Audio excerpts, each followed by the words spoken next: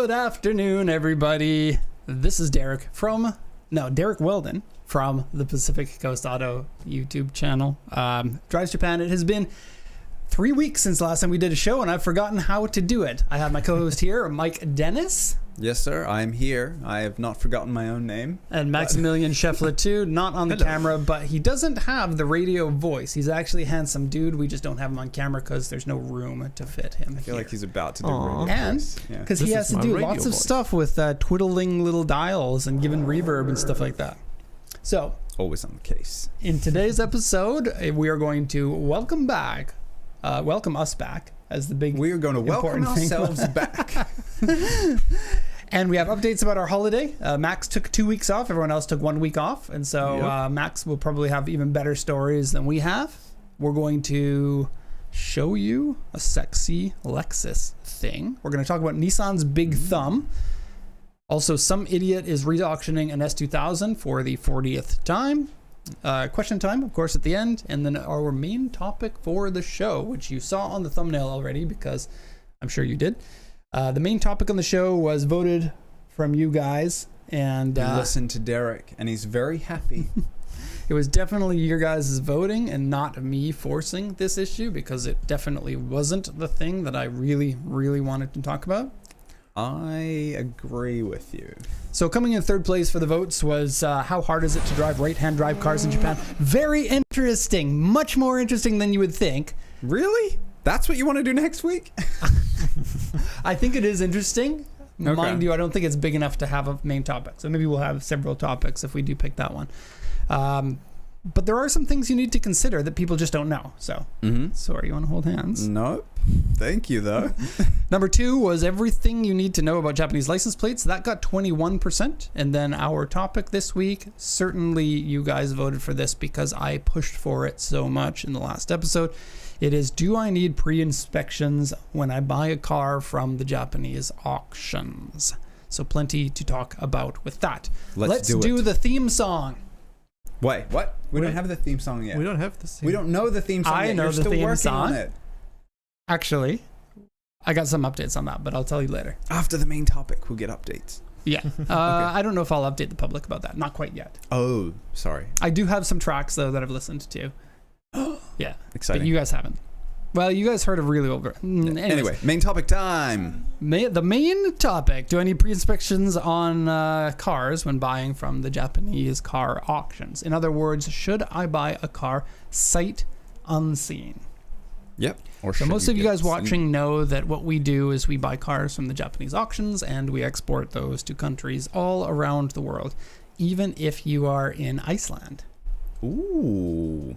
Yes, we do. We send to Iceland. And, I feel like this is a topic that has not been informed correctly. Everyone has their opinion on it, and everyone's kind of default is that it's not a good idea to buy a car sight unseen for various reasons, right? You go on to Facebook and you pick a Facebook marketplace car, and you're like, I don't need to fly out to Tennessee before buying that car. I'll buy it and have it shipped to me, and then you receive the car and there's stuff wrong with it. Obviously that sucks. You don't want that to happen to you. But that's kind of what we do here, right? When you buy cars from the Japanese auctions, you're buying them and you haven't seen them. Right. Of course, there are ways to get reports and things like that on the cars. They come with an auction history, an auction report from the auction house called the auction sheet. And then you can pay extra money to get an additional inspection on the car if you want. And so the real topic really is it worth it to be spending the money on getting the extra inspection on the car? You're going to find a lot of car exporters say that you're going to have to be a stupid idiot to not get the extra paid inspection. Yet, at the same time, only 5% of our customers, or maybe even less, are getting those inspections. We're talking about dealers that are buying many, many cars and have done this long enough and have even tried in many cases and have come to the conclusion that it's not worth it for them. But is it worth it for you, the viewer? I suspect that some of you guys watching are dealers, but most of you guys aren't. So, do you need that inspection? And I am interested to talk about this. There are many there's points. a lot of stuff written down, so you're going to Yeah. have to get your thinking cap on, but it's fine. You can still continue washing your dishes or doing laundry if you want.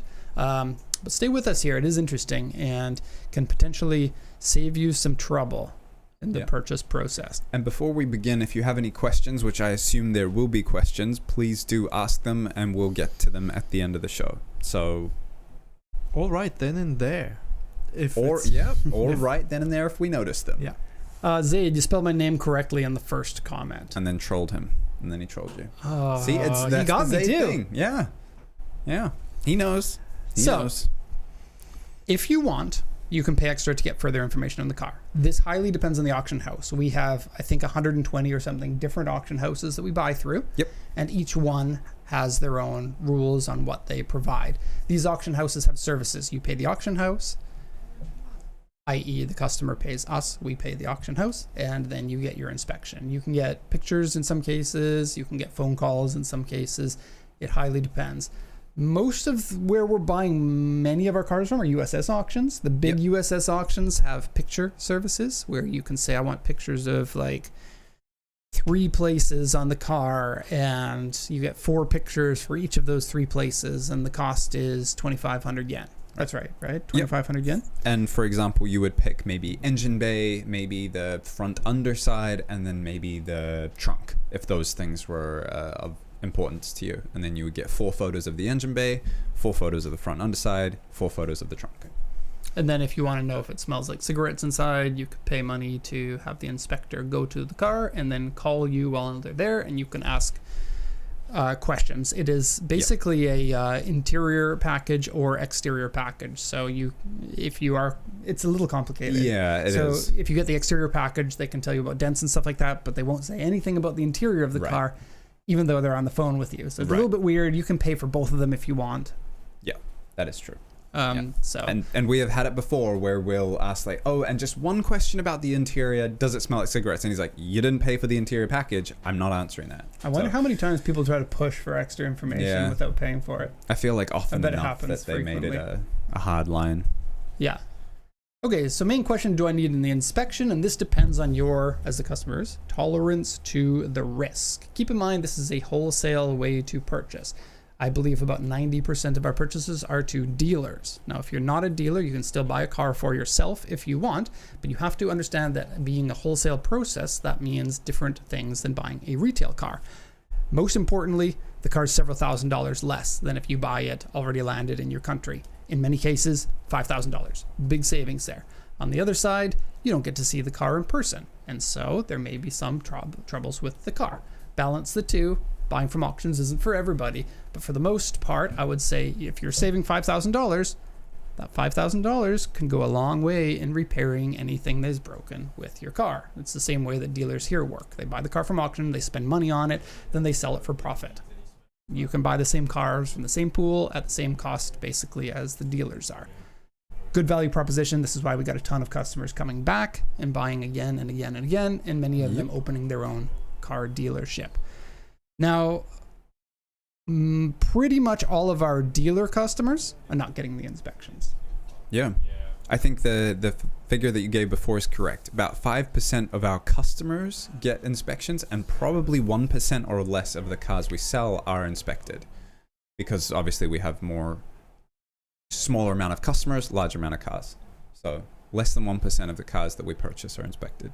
And as with anything in business, you're going to want to balance your pros and cons of any decision that you make. Now, the pro, of course, is you get more information about the vehicle.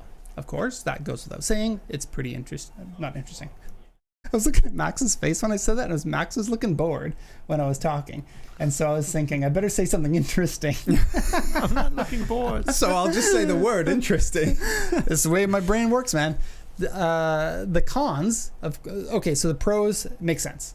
I think people don't really have to be sold on the pros for that. You get more information about the car, sounds safer, sounds like a good deal. The cons, on the other hand, is what you have to balance against that pro. And the cons fall into 2 categories: the costs in terms of money, and the costs in terms of your time and your annoyance. So we'll go first into the costs in terms of money. Okay, so PCA on average is going to sell a car on 3.81 bids.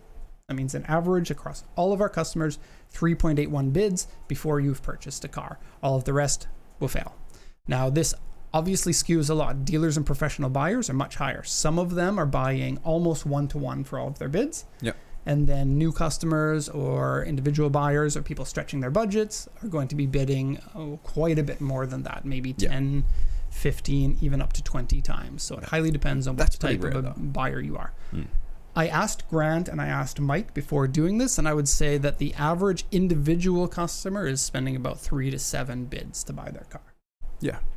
Most people are 3 to well 7. within the limits, and that's why the limits are generous. They're not usually required. And so if you are getting these inspections, you're adding cost onto it, 3,500 or 2,500 yen to 8,000 yen per time that you're getting an inspection.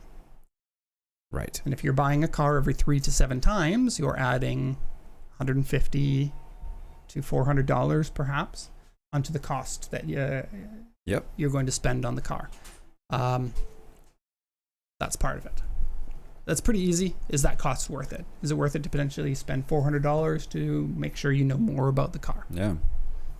It's almost half our service fee. Yeah, that's more than half of our profit potentially. Yeah. Which I'll get into in more details below, why I think that there's so many exporters that are pushing these inspections. Yep. Of course, with PCA, we want all of our customers to get the best value possible. And we're the experts, and we can show you where the value is. And I absolutely despise companies that are going to be like, what's best for me as an exporter is what I'm going to pretend is best for the customer. That kind of sales is gross. That's the entire reason, 90% of the reason I got into business, because I hated working for any company that was going to make me lie bald-faced to the customer. Absolutely hate it. On to the time annoyance cost. So, this is a big one. For anybody considering inspections, you should pay very close attention to this because it will affect you directly and may completely change your understanding of the inspections. And if you haven't bought before, you don't understand how the process works to the itty-bitty details that you need to understand how these inspections can really mess with you. Yeah. And so you need to make the requests 4 hours ahead of time, right? The auctions don't accept requests anywhere before 4 hours ahead of time, which makes it a little bit difficult because many of the requests will come overnight because of time zones. We'll come here at 9 in the morning and we'll see someone say, hey, I want to get this car inspected. The auction time is at 11:30 a.m. and we automatically don't have enough time to inspect that car. If you catch it early, of course, higher chance of doing that, but auctions are quick. And some of the cars aren't going to be up until the day beforehand. Yeah. So your typical process of asking for a translation, reviewing the translation, setting your bid without getting any paid further inspections, not really a problem. Every once in a while it'll be a problem. Car coming up right at 9:10 or something like that, 9:05 might be a problem. Yeah. With the inspections though, some of them are just going to be like, sorry, you don't have enough time, and there was no way to prevent that because we can't work at 3 in the morning when you're awake. Right. The inspector will see the car at any time between when you submit the inspection request and when that car goes through auction. I'm going to do a little bit of an overview of what the process goes like in a second here, but this is really important because you don't know when that inspection's coming, and you have to be on your emails waiting for that. Yep. At any moment. And it could be like 8 hours after you send in the request. If it happens to be a car that goes through at 10 o'clock at night here in Japan, you're going to be at 6 in the morning your time. And this, like, people generally want to sleep without waking up every hour to check their emails to see if the inspection comes back in a positive way, right, so that you're going to bid on the car. I can't stress enough how much this is the case. For a single purchase, your first time, you might be like, I can do that. But if you're on the 10th or 12th car, and it's again, you're staying up all night to try to get that inspection information, this gets old real fast. Yeah. So you're going to want to check your time zones, and this messes things up. The example now. In this example, I'm going to pretend to be a customer. Actually, you can be a customer from Florida. Okay. I wouldn't mind living in Florida. You know, I think it gets a bad rap. But I would be okay living in Florida. So I live in Florida and I'm a customer. I would like to buy a car and I would like to get it inspected. And it's 10 p.m. right now, Florida time, which means 9 a.m. Japan time. Okay. I've just had dinner and ice cream. And we have just opened. Okay. And you send in a car? Derek, I would... so am I getting the translation first? You're the customer. You can do anything. Okay. It's 10 p.m. I've come home from work. I've been browsing the auctions and I found a car that I would like to get some more information on. This is the first time I'm contacting Pacific Coast about the car. So PCA, I like this car. Could you please translate the auction sheet? Translate, send. That comes back that only really took quickly. 2 minutes too. Cool. So I've reviewed the translation. I've reviewed the translation. Maybe it took me 10, 15 minutes to review it. I now want to get an inspection on this car. Okay. This car goes through at 4 o'clock Japan time. Okay. And so we can order the inspection for you, but that's when we don't know when the inspection is going to come in. So it could be very late your time. You still okay with that? What time would it be, my time? We don't know. Okay. So should I stay up that entire time? Go ahead. See what it's like. 1:30 a.m. is that the equivalent of 4 p.m. that you've got down here? Nope. Oh. Keep going. Order the inspection. I will order the inspection. Good idea, Mike. And I will wait for it. We send in the inspection request, right? And I think everyone understands what we're getting at, right? Yeah. The inspection request comes in. We don't know when it's coming back. We can't do anything to make it come back any faster. Right. And the car goes through at 4 o'clock. At 4 o'clock, that's 6 o'clock in the morning your time. Right. The inspection comes back at 2:30 our time, which is an hour and a half before the auction. That's 1:30 your time. I don't know if I did the math there right. You're sleeping. It's difficult for you to send that back to us. Yeah, I got work the next day. I can't stay up that late. Yeah, buying a car is not the most important thing in your life at that time. Yeah.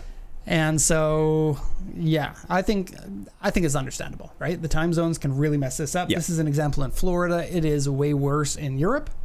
It is much better on West Coast USA, Vancouver, Los Angeles, Arizona. But depending on the auction time, like you said, if the auction time is 6 p.m., 8 p.m., 10 p.m. in Japan, it's bad everywhere.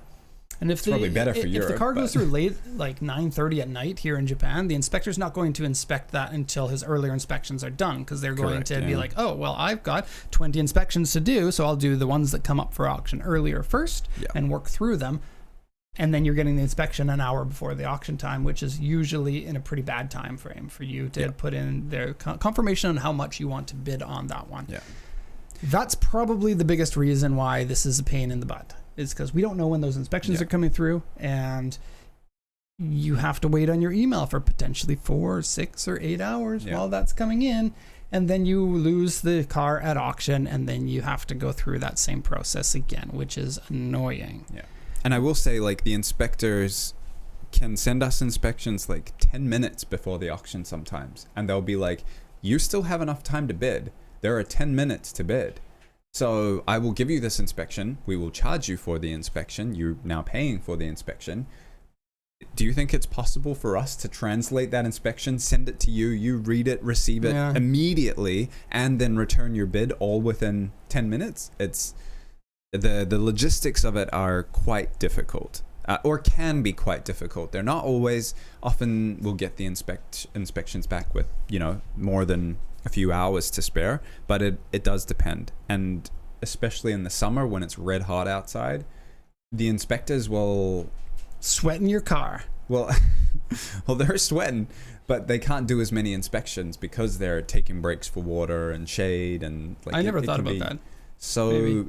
And like we've had some typhoons as well when they've just said, okay, today no inspections. It's too dangerous. We're not sending the inspectors out into the lots or anything. I think for the heat sometimes too, they'll say like, we'll do inspections in the morning and then we're not going to do any in the afternoon because it's too hot to have people out there. So yeah, they a bit annoying. Eh? Yeah, it's not a solid service from the auction. So you know what I worry about? I worry about a customer who's making this balance, right? They're like, I want that inspection. I'm okay with the cost. I'm okay with the time annoyance. And they go through the process once, twice, 3 times. And with each time that they go through the bid, they're like, I really don't want to have to go through that again. So with each car that comes up, they're going to add a little bit more to their bid than they really want to bid to get through that process and to get that process finished. Over and done with. And then maybe they missed a couple of good cars very close to what they wanted to bid, and then they're like, out of frustration, we'll raise the bid, and then end up with a car that is even worse than some of the ones that they almost won out of frustration and overbidding for that. And that's, I think about this because that's probably what I would personally do. It's something that happens frequently. Yeah. I've seen it, what I think is that happening, and it bums me out quite a lot. Yeah. It's like, especially when you lost ones that clearly would have been better cars. Yeah. I would say most people, like inspections aside, most people when they lose a car are disappointed and would have been happy to have spent a little bit more to have potentially won the vehicle. Like when we get customers who are getting like 95% bids and higher, 98% bids, most people are disappointed. They're like, I lost it for $50, $100. And we don't know if they spent that extra $100. Maybe that person would have spent 150. Like maybe that 150 was the money that they spent on inspections. Yeah, maybe. So I think you're completely right that this adds to the sunk cost fallacy and makes the whole process longer and more likely to lead to frustration if you're losing cars in the build up to it. And then in some cases, this is going to save your ass. This is going to save your butt. Yep. It has the potential to do that. And so you can't just say inspections are a no-go for everybody. Yep. Right? And so this is hopefully we illuminated the situation to people who are watching. It is a personal choice, just like insurance on your car, whether you want to buy it or not. Yep. But I would say that most people who have gone through the process, maybe have done it before, come to the conclusion that for them it's not worth it. Yeah. This, of course, will depend on the type of car that you're buying as well. Inspections on, say, a 40 Series Land Cruiser is something that I personally would recommend over something like a 2017 Vellfire. 2017 Vellfire is probably in good condition. The Land Cruiser, probably like higher chance and higher risk. So might be worth it. George commented, it's worth it when you buy too many Nissans. Mm-hmm. You can ask them to check the strut tops for corrosion. Yeah. Unfortunately, that is an area that auction inspectors will sometimes miss. And if you are curious about this, you can ask us and we're going to give you solid advice on it. Like if you're like, I don't really care for the inspections too much, but do you think it's worth it on this car because I think it might be a bit risky? Or do you think this car is risky enough that I should get an inspection? You know, you don't have to get all your cars with inspections or all your cars without. You can piecemeal it out. So I wanted to add one other thing, and this is one of those grind my gears moments. We see an awful lot of exporters on Facebook. I'm not saying just because you're on Facebook you're a bad exporter, but this one-man show kind of exporter that really pushes the inspections. You'll see them on Facebook, and they hover in these groups, the groups where people show their cars. And there are people who buy cars and they're disappointed. And as soon as they find one, the car was disappointed, they say, you should have bought through someone like me. We do 100% of our cars with inspections. Yeah. And that's not telling the full story. We've been doing this for 15 years and we care about what the customers want. I have a strong feeling like those people, not calling out any names, are more concerned about how big their wallet is, and they know that this is a profit source. You don't get, as an exporter, you don't get a ton of the profit of the service fee because there are a lot of costs associated with it. It's a highly competitive market and competitors are always looking for a way to pad their wallets. It is fairly easy to have a lower service fee and then to make your customers get the inspections or convince them that you must. Imagine somebody who's buying a car for you and says, no, you need inspections. And I'm not making any money off of that. Whether that's true or not, it's not. You know, of course, we make money on these inspections. Yeah, it costs us time to do it, just like it would cost them time to inspect the car. But and even if we could make more money if we pushed everyone into inspections, and I really don't think that it's worth it.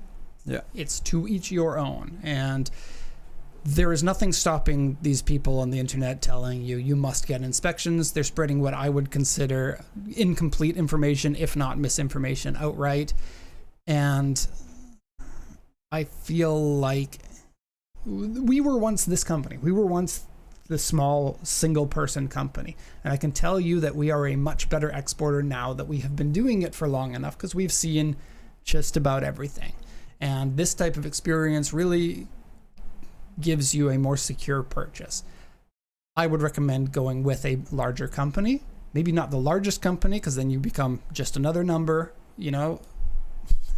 This does sound a lot like a sales pitch for buying specifically through us, but you know what I'm saying, right? A single person doesn't really have the experience to give you good, solid service, while on the other end, a really big exporter is going to give you the McDonald's service. Yeah. They have 80 employees, and who cares, because they make little amount of profit per each one, and it's a volume game, and good service isn't something that they require at a company that big. So, and I will say, like, it might sound like a sales pitch, but the things you believe in is what we offer as a company, right? So it makes sense that trust me, we can make a lot more money if I didn't have morals. But I do I got Max's smile. He's no longer bored. I was not bored. It is the German concentration phase.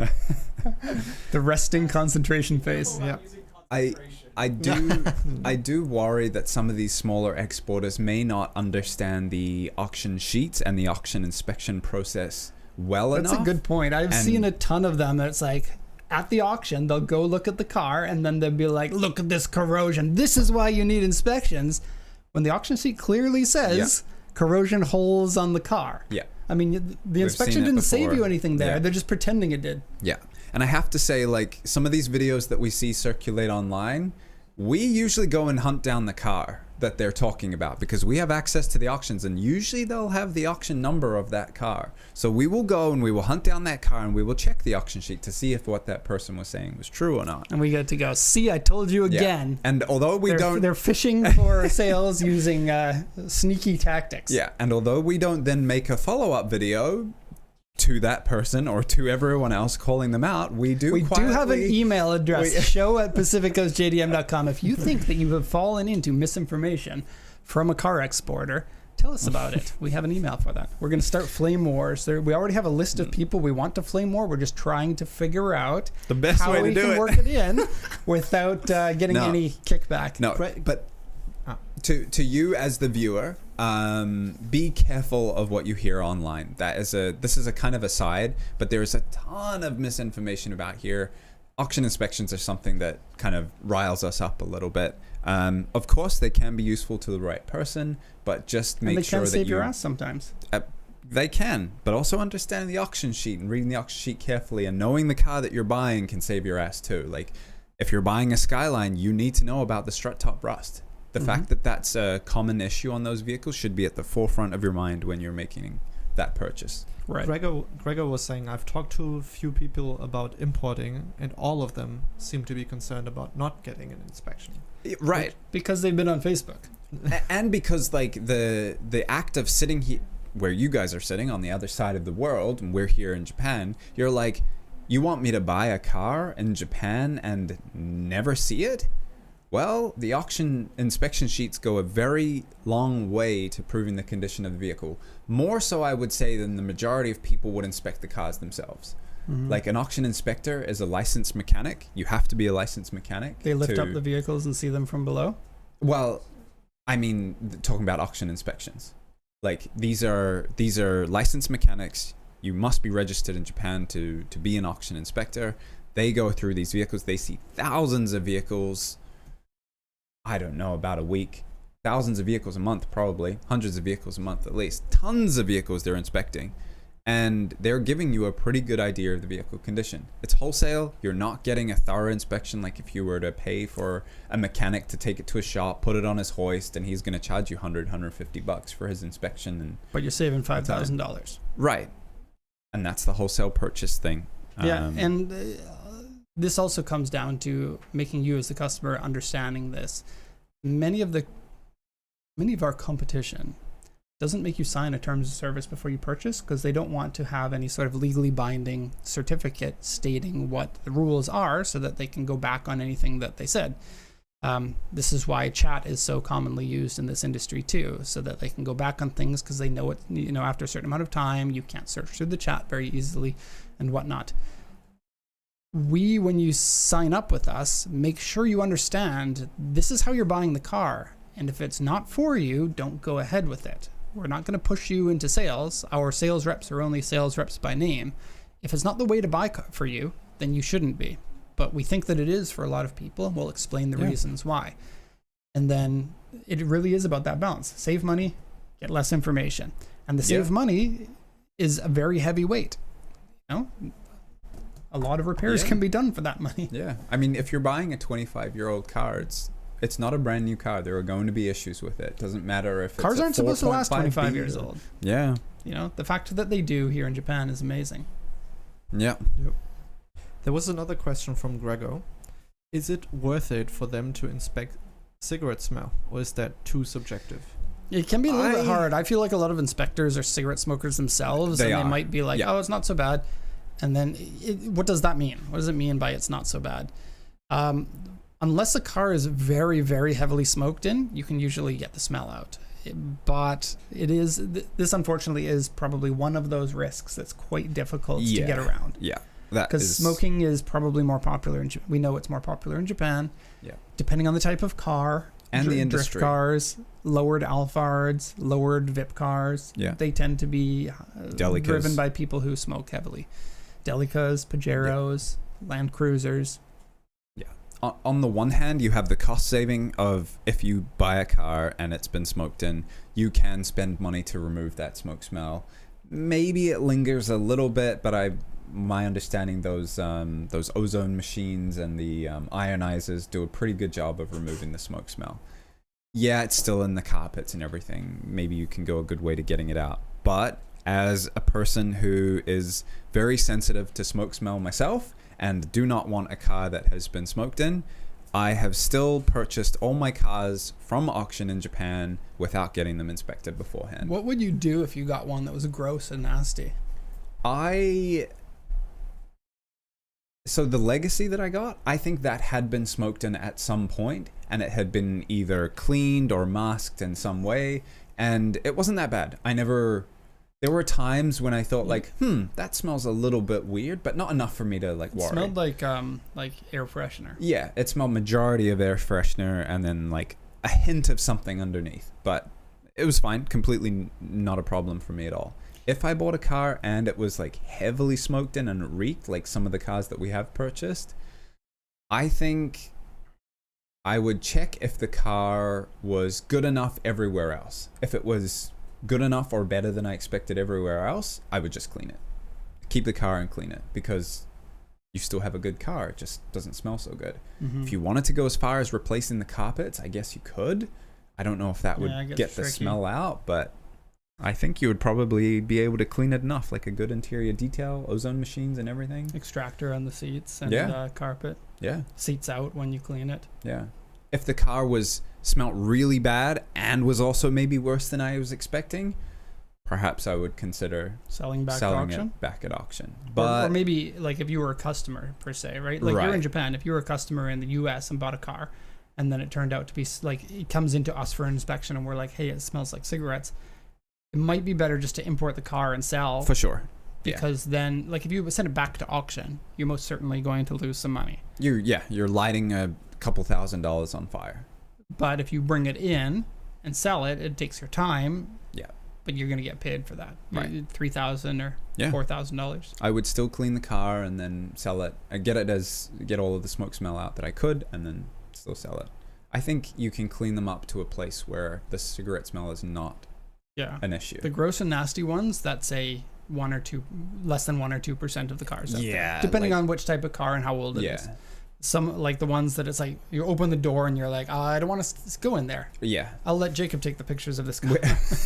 We have had a couple of those cars where the two that I remember, one was a Hiace and the other one was a step wagon.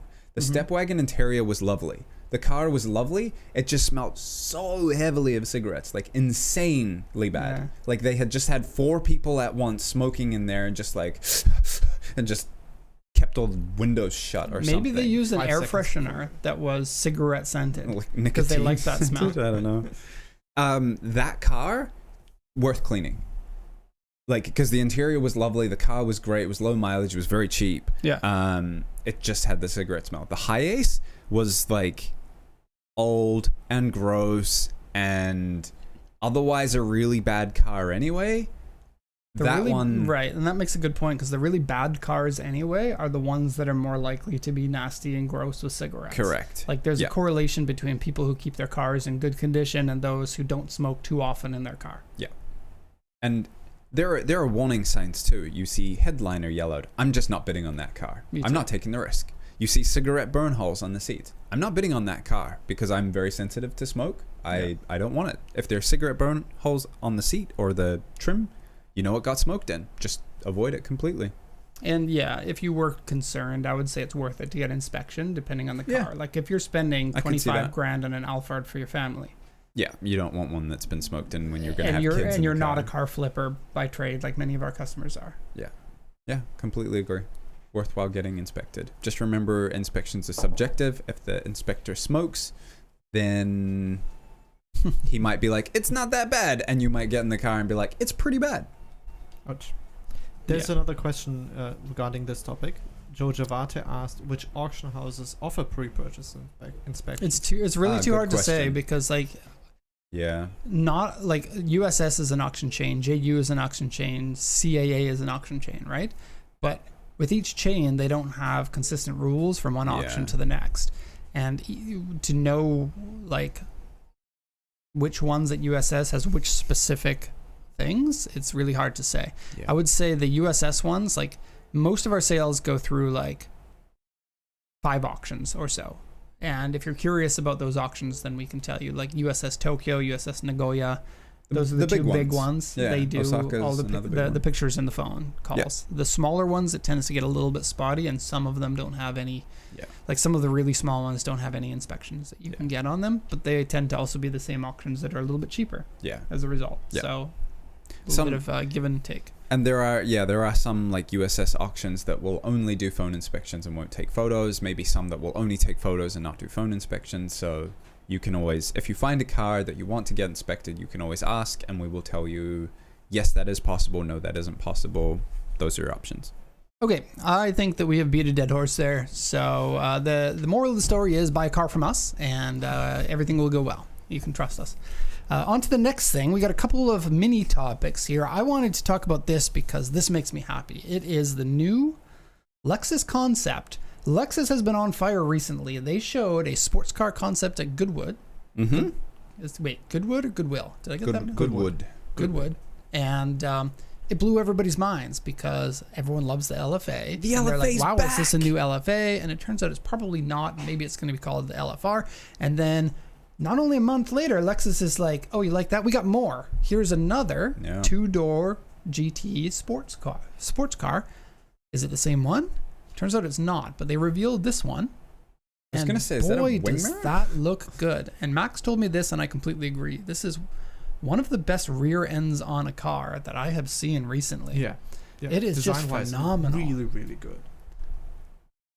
So it looks like it's going to be a front engine, rear wheel drive. People are floating around that it's got a V8 in it, but who knows if this is actually going to come to market. If you guys recall how the LFA was, we got 12 years of LFA cars and concepts before we got the real car, and then people didn't buy it, which is a little bit weird. I think in today's day and age, things are going to be different. The LFAs are now 3 to 4 times the original MSRP, over $1 million in many cases. That's a good comparison. I see Mercedes-Benz at the bottom. That Honestly, looks it does look like a very much carbon like an copy AMC for GT. the AMG GT. Yeah. Yeah, so Which those isn't are a the bad two thing. cars. I adore that car and I still want one. I just wish it had a manual transmission. So This is please have also- a manual transmission in this one. This is also an older concept here. This is Yeah. not the one that I see TVR at the top. And so Oh, I have a feeling like this actually isn't going to become a car. This is just a design study. Toyota and therefore Lexus is very careful about where they spend their money. So they overly test the market. And I think that's what this is. Especially since when you look at this, the spoiler of this one, Max, see that picture that has the exhaust underneath the spoiler? Let's see if you can find that. I can't type. That's a problem, Max. Yeah. Should have put that on your resume.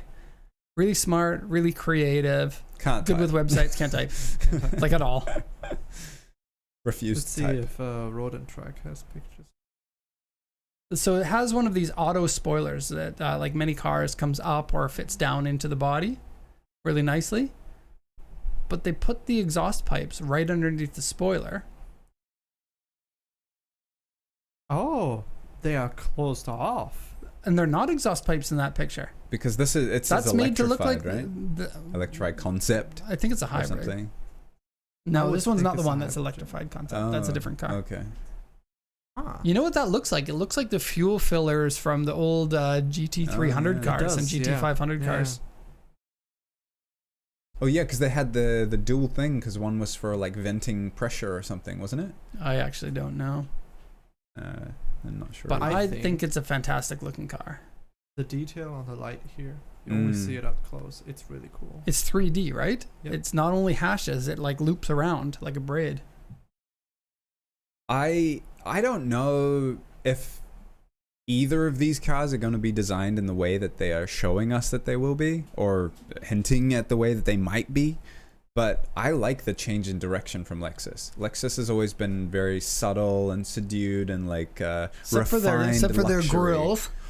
Yeah, yeah. Except for that, but that's got the LFA back end, with And it those doesn't have that massive- crazy grill. So maybe this is the direction that Lexus grills Yeah. are going to be going into. I feel like it's a bit more like every other manufacturer, which I don't know if I like, but I do like how it's more aggressive. It's quite a bit lower. Like the RCF and the ISF, they're Yeah. like the sedan performance versions, right? Yeah. So the difference between the wheel right here, I know you guys can't watch it, but like the difference between the top of the wheel and how high the hood is on those cars is quite large, right? Yeah. On this car is very tiny, and most modern cars don't have that. This is a design characteristic that was popular in the 80s and 90s, and we just don't see it anymore Yeah. because of crash safety. Right. And who knows if these will end up having to change because they need to fit into regulations, but I don't know. Could be cool. Like the Supra. The Oh, Supra yeah. concept was so Yeah. beautiful. I And love the real the version, FT1. if you look at them side by side, it's like, Yeah. why did you? I mean, if I see Yeah. a Supra on the road, I'm like, that's a nice looking car. Yeah. But to see it side by side with the concept, it really, Yeah. it's shocking. I saw the FT1 in person and I fell in love and I was like, I'm going to buy this when it comes out. And then it came Did you out and buy I was one? like, I don't like this. This is not what I signed up for.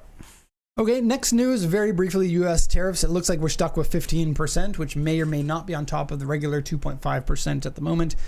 And we still don't know an awful lot about this. As far as we know, these tariffs are completely illegal, but they are still going to be implemented because the Supreme Court in the USA is living in a fantasy land. Sorry. What? We're not making this a political show. And so most likely, you will, if you buy a car now, you will be charged an additional 15% tariff. Most likely that is going to be shot down in the courts, and most likely you will get that money back after the fact. Did I tell you I got money from customs? They sent me a check, the U.S. Treasury. They were like, here's $3,000. And I was like, thanks, I don't know what this is. In the letter, they had no information. It's just, here's some money. So I got to look into it somehow. So you'll probably get a check like that too if you're importing a car at 15%. But again, these are uncharted territory. Yeah. There has never been a time where somebody in the government is like, and now you've got tariffs.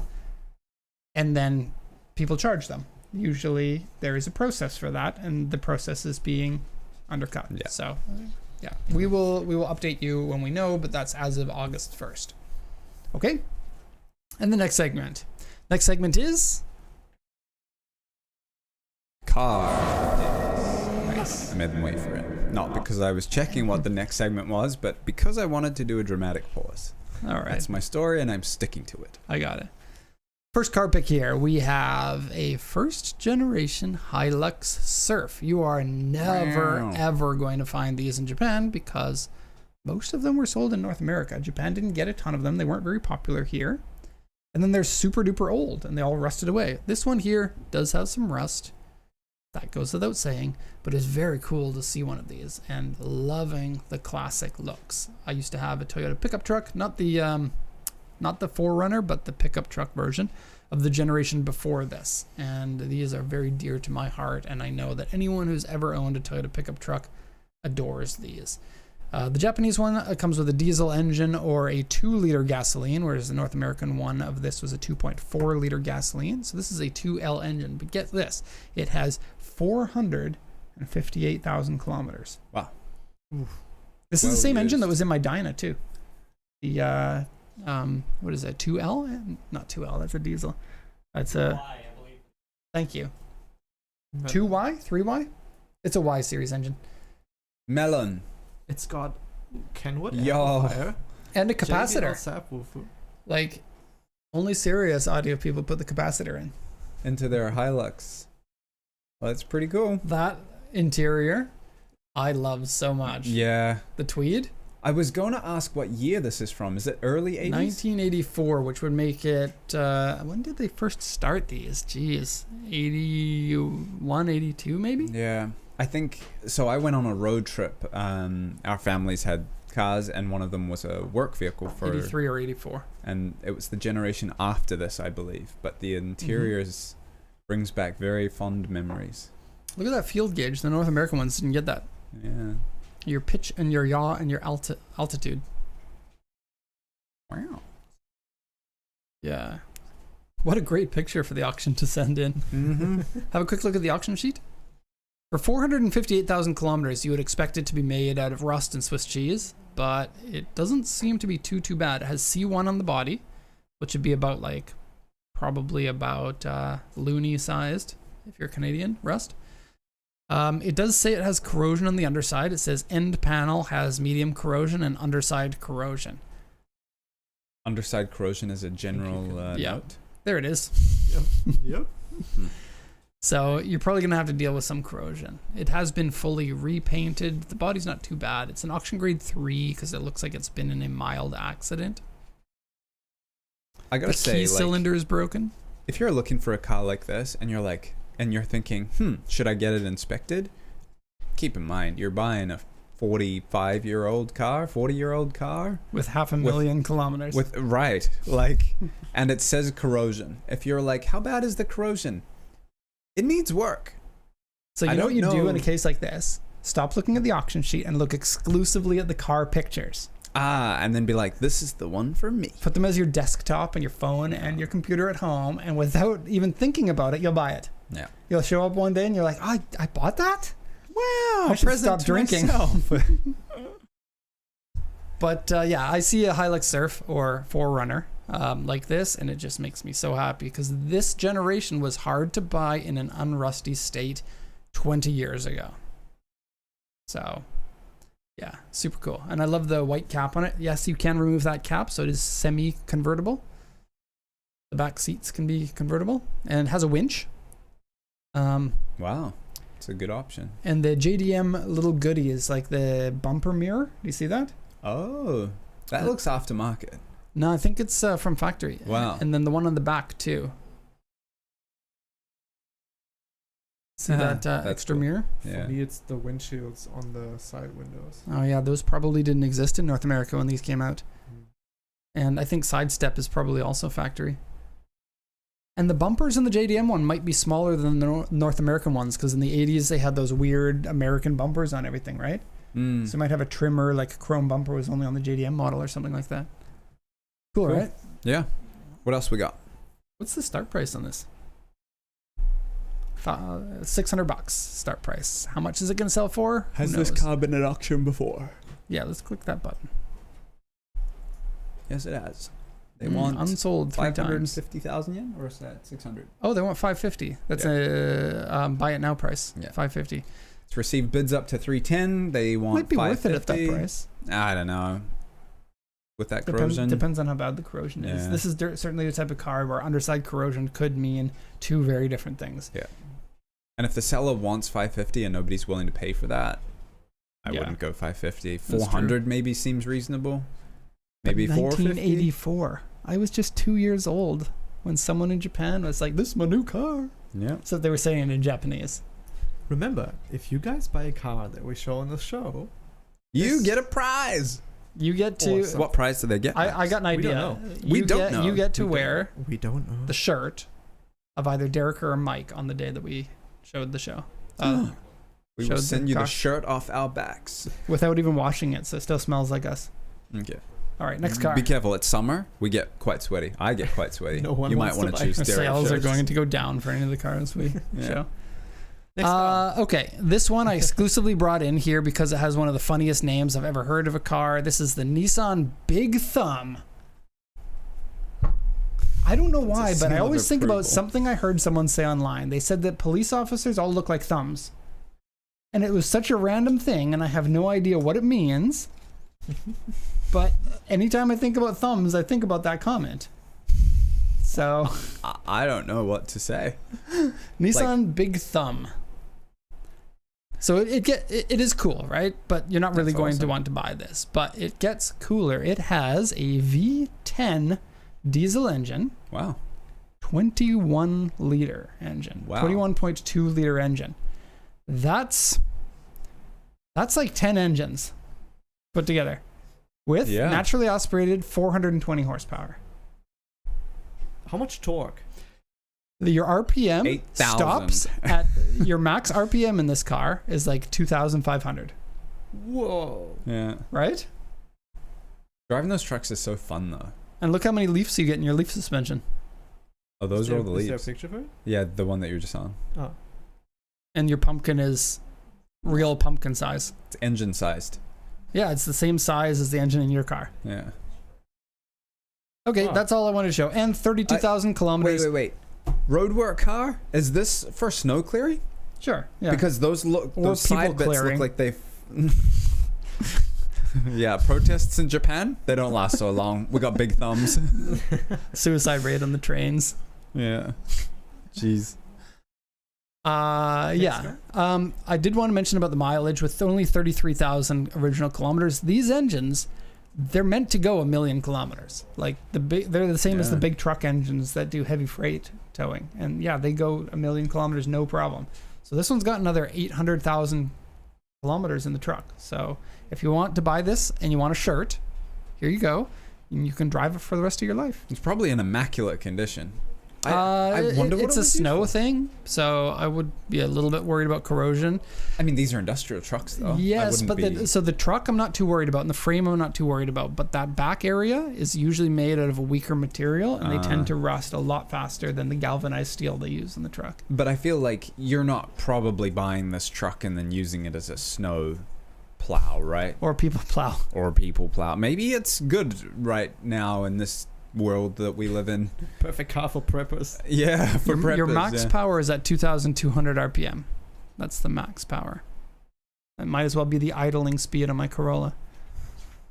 Greg said his best purchasing decisions are made at 3 a.m. Is it 3 a.m. right now? We should make sure that the show play is at 3 a.m. for every time zone. Greg, if it's not 3 a.m., pause the show, come back to it in just a moment. Grego's friend is a cop and they look like a thumb. I don't get it. Is the thumb like... I have no is it a idea. word? Okay. It was so random. Yeah, I was like, thumb? Right? Yeah. Next car. The next car is a Honda S2000, which, of course, beautiful car, so everybody wants to take a look at it. This one's really happy. Kind of looks like... It's got a smirk. You know Beavis and Butthead? There was the one with the Oh, blonde yeah. hair that has the jaw that sticks out. Yeah. I kind of feel like it looks like that, which is maybe the reason why this car won't sell. It also could be because... So, it's a low mileage car, only 40,000 kilometers, but it's been stripped and raced. Yeah. So, And that door doesn't close or just pops back open? I've never seen a door open in a... oh no, the roof is taped, so yeah, it probably doesn't fit in with the roof very nicely anymore. So probably the seller is like, ooh, low mileage, I can get good money on this, not thinking that anyone wanting a 40,000 kilometer car wants one that's actually put together, not something like this. Yeah. This, I think, is only useful for racing, and I think they want, the highest bid was like 2.5 million, which is pretty high for S2000s. Yeah. Definitely too high for one that you're going to go abuse on the racetrack. That has been already crashed and already has problems and has been custom modified and Cracked windshield. Previous owners way. Yeah, and it has some frame damage already. Yeah. Yeah, so not a car we recommend that you buy, but you do get a shirt if you want it. And go ahead and click on the "Has this car been at auction before?" Because one of the reasons I wanted to bring this up is to recommend people click this button. Yes, you should be clicking that button for every single car. Look at how many times it's been at auction. And yeah, they want 2.5 million for it, which is ridiculous. I think that they'd be lucky to get above 2 million. Can you go down right to the very bottom? Okay, so it probably sold at... No. That was exactly 3 months ago, and this history only goes back 3 months, so it's probably been at auction for longer than that, and we just don't know. I don't know. Oh, that's a different car at USS Tokyo, isn't it? Yeah, it was at Kobe. TAA Hyogo? It Well, they're went from moving it Kobe around from to auction to Hyogo auction. to Osaka to Ipatsu to JAAHA, but all in that same area. So maybe it didn't sell at Tokyo. We could check, but we don't have our live system. This is the car version of Pokemon cards, or like Super Mario 3 or something. People are like, oh, this game is worth $200,000. People who spend $200,000 on something want an experience that's more fun than Super Mario Brothers 3, right? It's just speculation. Yeah. And this buyer is like, yes, I'll buy that car. And then instead of selling it for what it's worth, because auctions will almost always find what the car is worth, Yep. I'll hold on for someone to overpay. Yep. It's yucky. Let's stop looking at yucky cars and look at something extremely non-yucky. Actually, no, this has a dash of yucky in it because of the price. Oh, how much is this car? This car is 100 million yen. 100 million yen. You know what? So what's that, $80,000? No, that's 660,000 US dollars. Oh. Like What? that's house material. Oh yeah, of course. If it was But like $80,000. you can sleep in a car, but you can't race a house. That's You right. can't sleep in this one. It's a two-seater. You could. And the seats in NSXs, you can't choose. Can you? I think probably a little bit. I think you probably can. Yeah. The orange. Okay, tell us about this. Okay, so this is a Type S Zero. The Type S Zero is a 1 of 30 version of the NSX, and it was the final version of the early model version of the NSX. Yeah. And so it has the upgrades from the late model, namely the 3.2 liter engine, the higher, larger insides. Can I see that badge? More Could you go power, back? 280 horsepower, and then it has a treasure trove of other goodies, namely lightweight materials. It is almost 100 kilograms less than the regular version of the NSX. So this would be akin to the Type R, and it probably shares a number of the things like the Did they have a Type stronger R for suspension. the They- first generation? I think they did. Did they? I know that they did for the NSX. For the second. But I don't know if it was if they had for both. Grant, you got the answer to this? Grant is It comes with unique BBS wheels, unique Recaro seats, lightweight flywheel, smaller than normal battery. The AC has been removed, like my car. The audio has been deleted, airbag delete, stiffer suspension, lower sound deadening, the close ratio 6-speed transmission, probably the same one that they put in the late model. Larger brakes, slight aero changes. 98 million yen, 664 US dollars. Question to the chat. Is it worth it? How many did they make? Did you mention 30. that? 30 of these were made. 30 NSX Spec S Zeros. 0. Your chances of selling at that price, 0. I found one online. This was at Bingo Sports, which is a very high-end car dealer. They deal in multi-million-dollar cars a lot of time, and they do these auctions here in Japan that people come from all over the world just to hit up this auction, right? And they recommended 300,000 to 350,000 on one that had half the mileage of this 4 years ago. Wow. Yes, there was an NA Okay. Ah. I wonder what the difference is between the Generation 1 Type R and this, a Spec S0. Yeah, we don't have that information. I'm sorry. But there you go. Do you know how I found this? No. I went onto GooNet and I searched every car in Japan and then sorted it from the most expensive. They have And two usually NSXs. multi-million-dollar cars will just say you have to ask for the price because they don't want to tell what the price is. So this was the most expensive one that actually displayed the price. No thanks. I love the NSX, but no thanks. Yep. Worth it if you're loaded. See, that's a problem, isn't it? Isn't it, Mr. EF7 and no longer a PP1? Nice change. Yeah, it's funny. Okay. I'm sure it doesn't drive the exact same as the normal ones, Zaid. With the 100 kilograms is a lot to tear out of a car. And so, with the extra power, 6-speed manual, less weight, custom made. Do you see that? Like the color. The NSX exterior custom color. made. That's cool. I like In the color. Tochigi factory. Oh, cool. Okay, that's all the cars that we have for you. We've got, let's see, 12 o'clock now? What time do we go on until? We still have time, 12:30. right? We're pretty good in time. I never Resuming. raised my hand once. You know that if you're watching this, because I would have mentioned it. Yeah. That means we'll have plenty of time for questions. If We you should have get a prize. questions for us. If We Mike get a prize? doesn't, yeah. Sure. If Mike, if Max doesn't point at the clock, we should get a prize. Where's the Okay, prize come okay. from? Is it from you or from Max? I don't know. Like, I think you just might have signed yourself up to give Hey. you and me a prize, which is fine with me, but Okay, the price was the sweets I brought from Germany. all right, I'm done. then you better not point at the clock because I still I wanna like eat those those sweets. Yeah. Okay, next segment.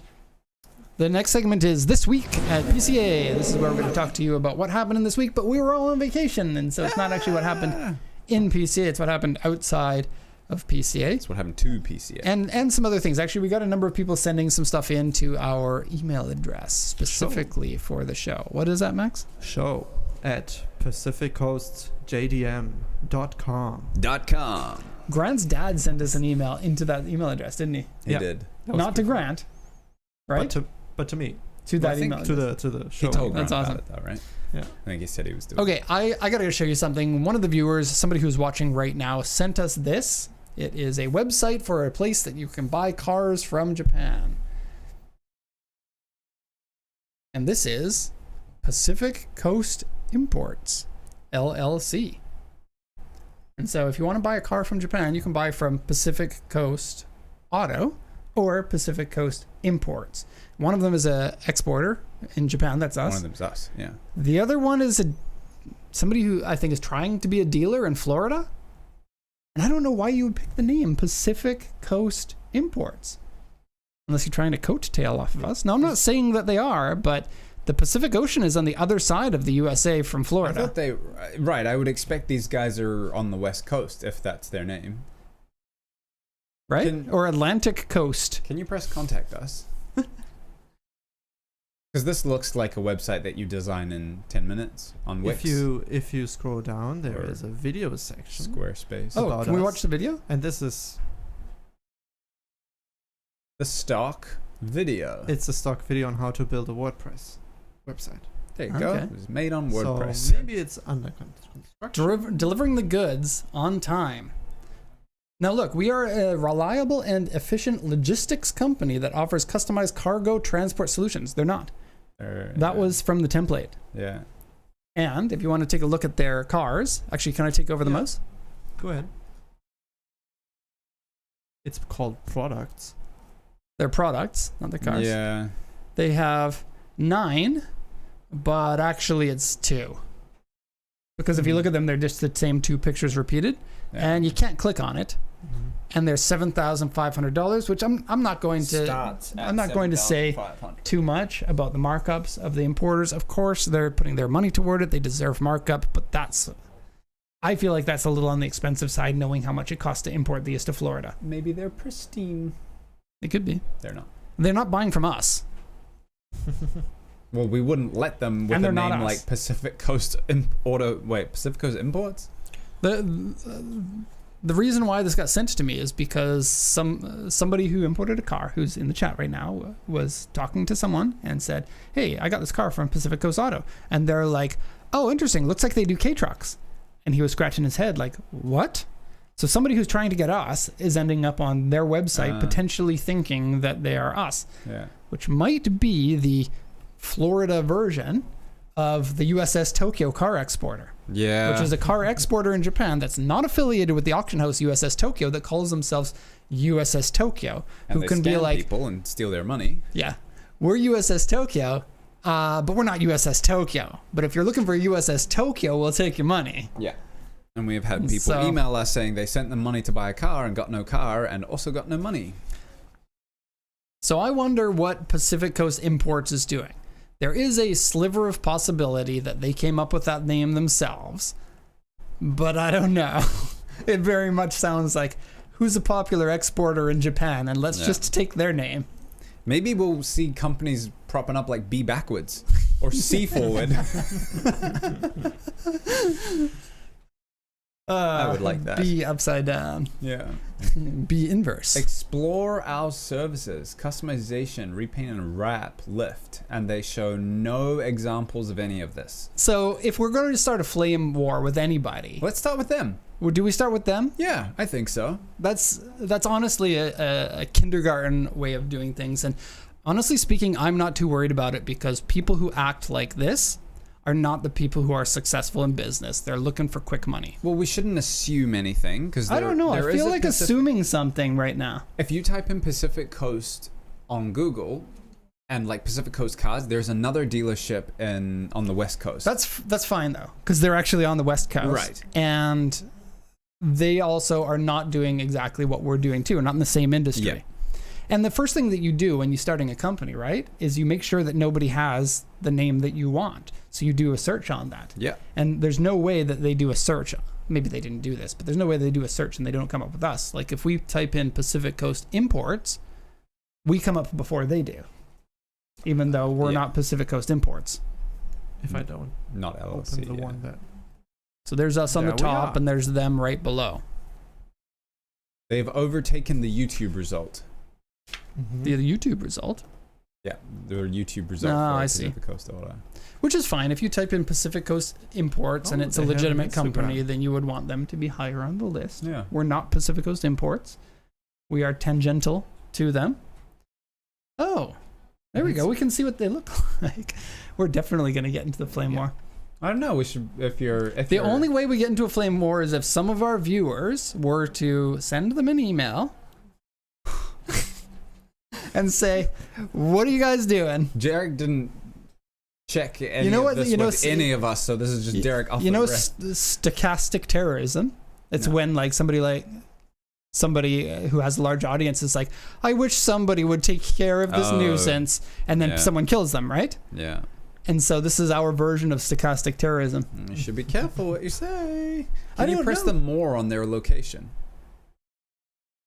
I couldn't find their address. I looked it up, the 11529 Cortez Boulevard. Florida, yeah. Google Maps doesn't have anything there. Oh, okay. So it might be... We don't need to dox it more than we're already doing. What do you mean? This is completely online. Right. Like, they have this available for anyone to see. Well, it seems like they've sold a variety. Wait a second. What? Can you scroll down slowly and tell me if these are all the same truck? Okay, no, there are a few different ones. I'm just wondering how... I feel like they are a real shop who is selling real cars to real people. Oh, they got a... click on that one where they have their sign. Yeah. Oh, they have invested enough that they've got a sign on there. Yeah.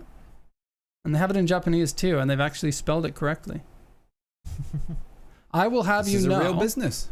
Anyone who's looking to put Japanese Pacific Coast Auto Imports into their name, you are falling into a trap that we have fallen into. Our name, Pacific Coast Auto Imports, when in Japanese, sounds very funny. Pacific Coast Auto Imports. The first three words of that, not so funny. The last word is funny because it's very similar to the Japanese word for impotent. Like you're not like you're having troubles growing, you know what I'm talking about? And so if there's no other retaliation than that, it's I can sleep well knowing that they have a name and they are publicly posting it. It has something to do with that. I don't think you should be flaming them because they chose well. They probably didn't know, like we didn't know. Yeah. Pacific Coast company. Impotence. Look how happy they are. I don't know if that's them. That's their clients. And Facebook. Okay, on to the next thing. If they contact us, we'll tell you on the show. But if they don't, you will never hear from them again. Hopefully.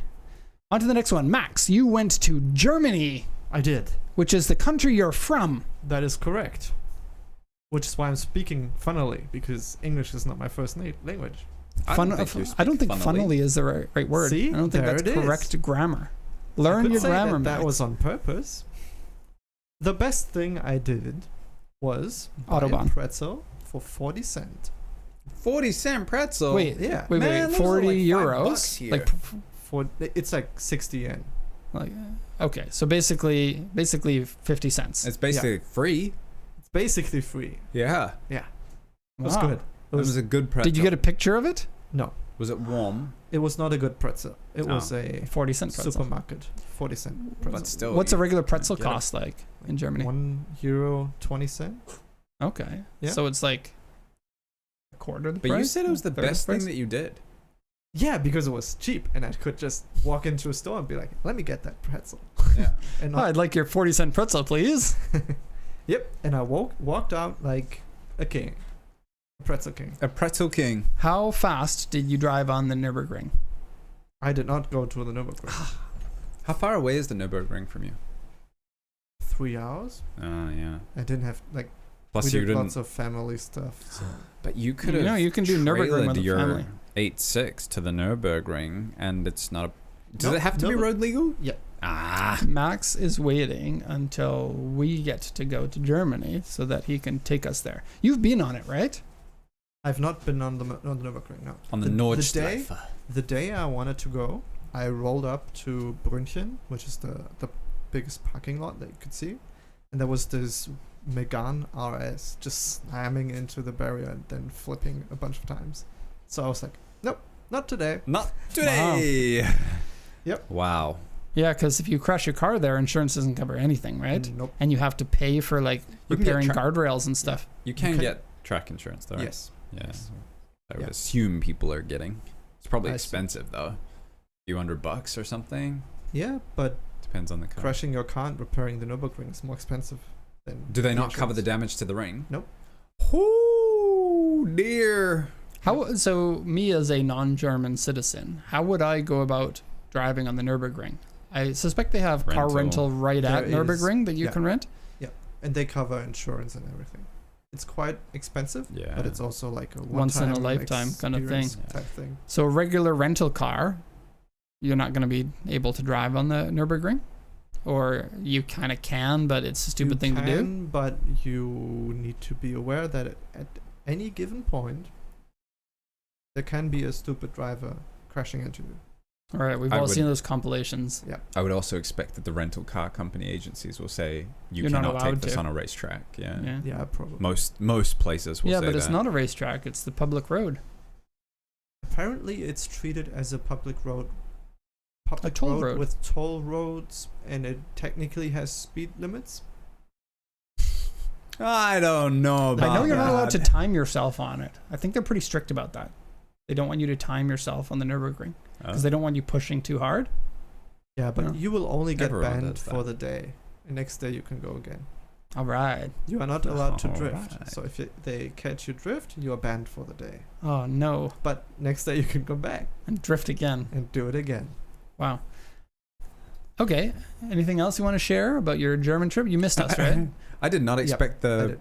the favorite thing to be a 40-cent pretzel. So that was fun. He's very easy to impress. No, I think With- it's like the mindset that you're in when you're there. You're like, wow, it is so nice to be able to do this thing that I enjoy so much and have it be so easy and cheap and lovely. And because finding pretzels here is very difficult. We buy German imported pretzels. I Max know. knows all Yeah. about it I because don't want to talk about it. him and I because- have this like yeah, you don't include smuggling us. ring, Yeah. Pretzel And- bonding.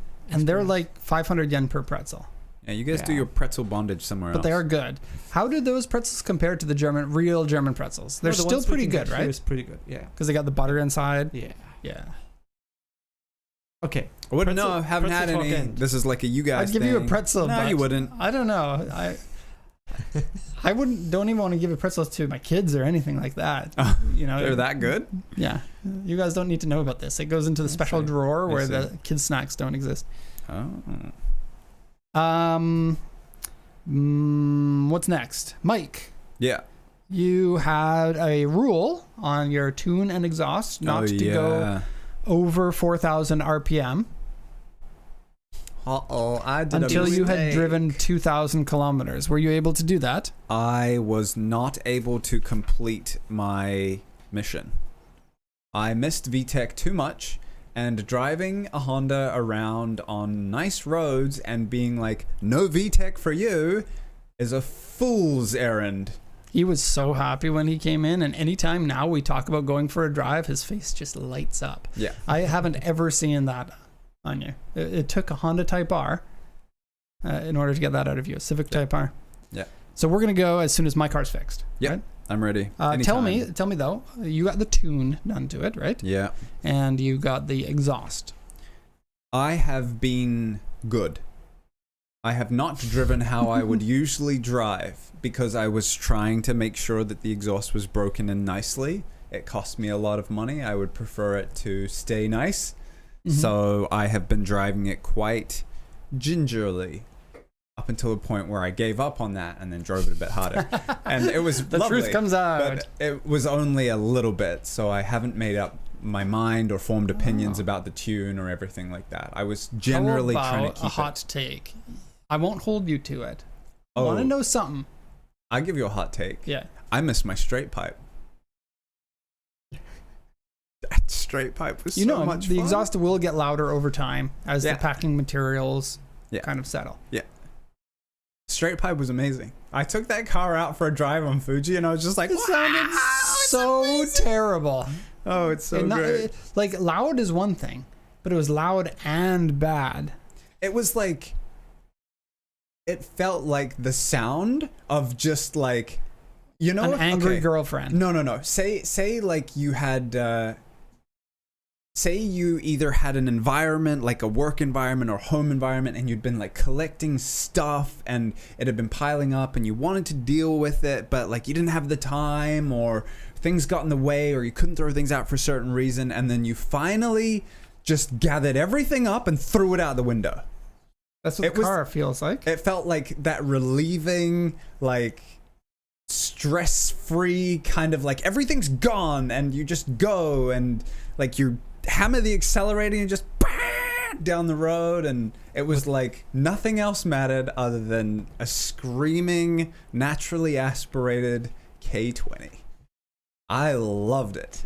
And I think part of the disappointment I have at the moment is that I can't drive it like I used to drive it to like compare fairly, because like I would just be in VTEC the whole time, going up the thing, and I just in and out with the VTEC crossover, and it was loud. And you're gonna do it again. Now you're gonna drive it.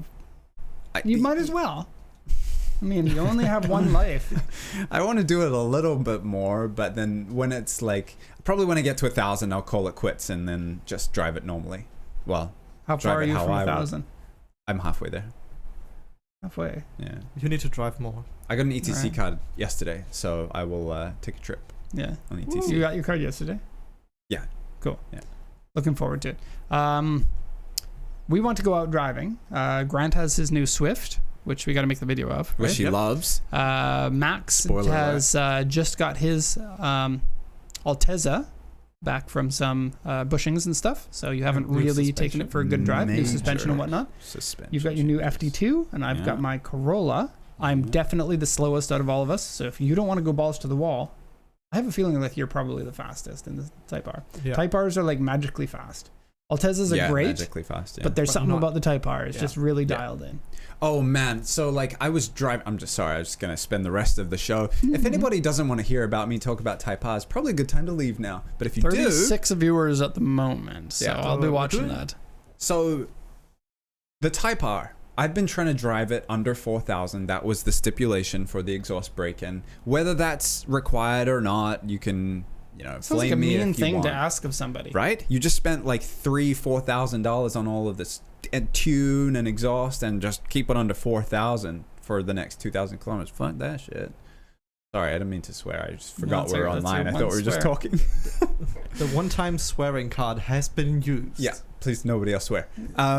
And like driving a Type R that is so capable between 3 to 4,000 RPM is like torture. It is torture. Yeah. They say like Chinese water torture is bad. Try Waterboarding. putting a car guy in a Type R and being like nothing over 4. Yeah, It is pure it torture. requires a lot of restraint. I'm not That's why. surprised that after 500 kilometers you gave up. Yeah, I gave up, and man, I was like, okay. Here you are looking for congratulations. I was so good. I didn't go over 500 kilometers, but I only made it about 25% of the time that I was supposed to. Yeah. And man, I did like, when I was doing it, I'd go like a little bit over 4, and I'd be like, a little bit over 4 is fine, there's no problem. And then I remember I just came out of one corner and my foot just went 4, 5, 6, 7, 8, 9. Here we go. I was loving it. A little bit over 4 is okay. Yeah. A little bit over 5 is okay. Yeah. And then if it's only a little bit over 6, it's okay. I got to 5 and I was like, fuck it. Sorry, that's the second swear. Okay, I'll stop talking. Your story's finished now. Yeah. Mute his mic, please. Yeah. My Corolla's in the shop again. Last time we went out for a drive, I was not very happy about a couple of things, the steering and the brakes in the Corolla. Otherwise, it was pretty much fine, except for when I came into the gas station hot, had to put new fuel into it. Gas tank on that's only 30 liters, so you have to gas up in the middle of a day of driving, which kind of sucks, but it is what it is. Turn off the car when it's hot, go to start it. Yeah. Wouldn't start. The engine was not happy with shutting off when it was that hot, so I'll have to keep that in mind. But it is a 50-plus-year-old car, so it is what it is. Get it started in the end. You didn't do anything different. It just came online. It's in the shop right now for brakes because the brakes were sucky. I have a feeling like it was just the brake pads are probably more like older than I am. I'm not even joking about that. The car has only like 120,000 kilometers on it. That's about when you change your brake pads. It might even be the original brake pads on the car. And I don't think anyone drove it the way you were driving it either. That car was bought by people to be like, not me. It wasn't the intention, but you then know you took how it out and fun were it is like, to drive that car the way it's meant to be driven. It is a race car for the street. Yeah. And boy, oh boy, is it fun to drive. It's not fast, but it's fun. Yeah. And I bet it looks funny. It looks great, and it sounds amazing when I was following you. And so a couple of brake pipes needed to be replaced, and so it's taken a week longer. So I should get it back in a week or so, and hopefully that fixes it. There's no power brakes on it, so it's not, and it's a car from 50 years ago, so it's not going to brake that good. But the way that it brakes at the moment is not confidence-inspiring whatsoever. Yeah. And they did smoke a decent amount when I came to a stop. Yeah. Okay, Grant's dad sent in a picture. I don't know the story about this. Max, did you get the story? Yeah, we didn't put it in the document, but Grant's dad said, "How many elephants would a carry carry if a carrier would carry elephants?" And there's no other context than that. We got a picture of. I want to know why Grant's dad's buying elephants.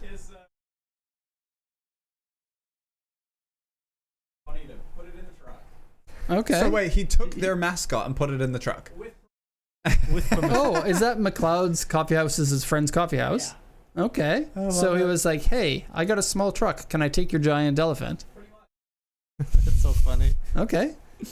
I mean, and they were like, it would absolutely get attention driving that around. Yeah. Oh, he should put like a McLeod's coffee house logo on the truck and just drive it around for a little bit as some advertising for them. And get paid. Yeah, because that would be funny. Yeah, Gregor, you are correct with the wheels. Yeah. Wait, Wow. these are the same, the actual same wheels? On my MRC Oh. 20 years ago. I don't think you guys heard, but Grant said these were the same wheels that were on his AW11. Exact The same exact wheels. same wheels. Yeah. Grant's high school whip wheels are now on What his size are dad's those car. wheels? Those are tiny. 15 by 7. But that's quite big for a K truck, right? Cool Huh. though. Cool. Now we have got a more pictures. From very cool someone pictures. else. Yeah. Who I hope is still in the chat here. I don't really know what goes on with this. It's a little complicated, but we have a customer from Iceland. He is one of the funniest customers that I've ever read the emails of. Sorry to Zaid. I think you're funny too. But our friend in Iceland is funnier. This guy in Iceland imports a car from us, and he goes rally driving. And tell the stories and the way that he writes, it's just phenomenal. And I understand that English isn't the first language, but it's just excellent. I can't read the whole email because it's very long, but I have the Cole's notes. We got some pictures. Yep. I'm gonna start with the first one.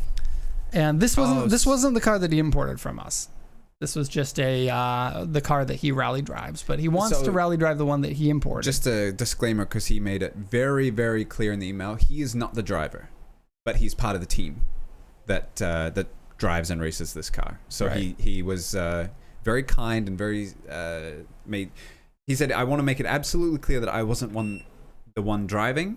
It's my friend Christian. I don't know if I'm saying that right. Who's the driver, and Igil, the co-driver, who were the real ballers. And since they're excited to see their old car features on the stream, I don't want it to look like I'm stealing any credit. So, all right, very nice of him. He was part of the crew that raced this car. Sorry, continue. And that picture is awesome. Look at like the big pile of rocks in the background, as if like the entire island is all volcanic rocks, and they're like, well, we want to go rally driving, so pick up the rocks, guys. Yeah. And is that the traditional Icelandic A-frame? I wonder what it's like to go rallying in Iceland. Like, well, that's a great looks picture. Amazing. Yep. Yeah, these are really, really good photos. My favorite picture. Oh, the airtime on that. Yeah. So apparently this was the last season of this car, because after jumps like that, your car can't handle it too well. And so I hear that they retired the car, but they sent in a picture of doing the repair work on it. Oh yeah. And it's one of my favorite pictures I've ever seen of any car. So this was before the last repaint. Right. So that's a bit of a spoiler, right? That this color, it was purple, now green. No, it was green, then purple, but it was multiple colors. That is so amazing. Yes, the car went through a number of so it's been red, color schemes. It's been yellow, it's got blue, another red, a green, a purple, potentially a white in there somewhere. But yeah, that is epic. Imagine doing body work on a car and seeing that. Yeah. Like a single repaint is pretty rare on a car, let alone 7. Yeah. The stories that car will tell. I wouldn't be surprised if a lot of those paints were liveries for the car in different racing and whatnot. So it'd be interesting to see a picture of the car in each one of those colors as well. Yeah, yeah. But, oh man, it's so fantastic to see these cars being used in this way. And I know it destroys them, but still cool. It's cool. Still cool. It makes me okay with the people who drift them. Just a little bit less okay, because this is way cooler. Yeah, I think so too. I gotta say, I'm just gonna read this one sentence here because it also has a call out at the end. They even have GoPro footage of those "Samir, you're breaking my car" moments where I don't know if I should censor out the names, but I will, where so-and-so lectured so-and-so mid-stage about pushing too hard. Absolutely hilarious. I would love to see a video of Icelandic yelling about driving your rally car too hard caught on a GoPro. If you can send that in and have permission to show it on the show, I would very much like to hear that. Me too. Yep. Especially if he says, "Samir, you're breaking the car." It's probably uses it's all names. Like Icelandic. Samir, listen to me. You remember that video? You are not listening. And I think that's all we got for this week at PCA. Is that right? Yep. Yep. They did say that despite the amount of braking that happened to the car, they had a proper send-off in their last season. They finished on the podium, 3rd place in their class, and won best in class for NA street cars. So Not bad for a jawbreaker with 115 Japanese horses. Yeah. So they did really well. And didn't blow any head gaskets. Pro racers from Iceland. We are amongst greatness. Mm-hmm. What a great picture that is. That is so amazing. Yeah, that's a phenomenal picture. Okay, so we're now into the next segment, which is questions and answers. Oh, yeah. So go ahead. We got one question in from the comments section, and the rest we're going to be pulling from the chat. You got questions in the chat, go ahead and let us know. It doesn't necessarily have to be about buying cars from Japan or exporting or car related at all. If you're curious about anything, let us know. Like, we have all the answers to everything. If pretzels come with mustard, for example. They do not. Oh, I was going to say, I thought that was a yes thing. Okay. I'm starting to salivate when you said pretzel. I got that Pavlovian response. I'm not, because I haven't had any, because you don't share them. No, you with won't me. have any. This is a me and Max thing. I know. We buy so many pretzels too. They're so good. I get so excited having the box of pretzels and going, yes, Mike doesn't get this. And I'm sure you have spares that are happily no shareable, spares. but they're Absolutely not. Yeah, great. No. Ask if someone could ask the question, why doesn't Derek share any pretzels with Mike? I would be glad to answer it. Corky asked in the last show, can we get a video on why paint jobs in Japan are generally not good? That was an option, wasn't it? Nope. I don't think that we've got the information for that. Right. We're not painters here, and this is so outside of what we do that it's hard for us to have the correct information, and I just don't want to be misinforming. I did hear some people say that, like, when painting, the mixing and the painting of the paint matters what your relative temperatures are and the humidity, and it could be that not enough care is being put into that. But I just think that, like, I feel like it might have more to do with the fact that here in Japan, cars get scrapped earlier than they do in other countries. Yeah. And as such, there's less need to repaint cars because it's just like, oh, my paint is fading, new car time. Instead of there's a shop that has a decent price, because painting here is expensive and poorly done, and it's probably because there's not a huge demand for it. Like race car teams do it, car flippers do it, and high-end cars that are repaired from collision do it. And like, if you know anything about body shops, they typically don't want to do a repaint of a car when they've got collision work to do, because the collision work is worth an awful lot of money. Yeah. Compared to painting a car that's not paid for by insurance. And so it's a job they don't want to do anyways. Right? Yeah. Right. So. Do you want to hear a hot take? Yep. So cars in Japan are scrapped earlier and sold off earlier. Most people keep newer cars here, right? The people who keep the older cars are usually the enthusiasts, and they're kind of usually the guys who are doing drifting and racing, and they're more of the Yankee style. Yeah. Don't care too much. And these guys are opening the shops, and they're like, painting? Yeah, I can make your car a different color. I think also that, like... You want a good job? No, why didn't you buy a new car? I can make your car a different color. The pretzels in Germany are 40 cents, right? And that's because there's a high demand in Germany for pretzels, and everyone eats pretzels. They have an idea of what a good pretzel and a bad pretzel is, so this causes the pretzels to be generally pretty good, or at least cheap. They have to be competitive, because there are a lot of people that eat them. Painting in Japan is kind of like that. There aren't enough people who regularly paint to know what a bad job is or a good job, or to know what to expect, or to compare one company to the next or whatnot. It's just not something that's regularly done here. Yeah.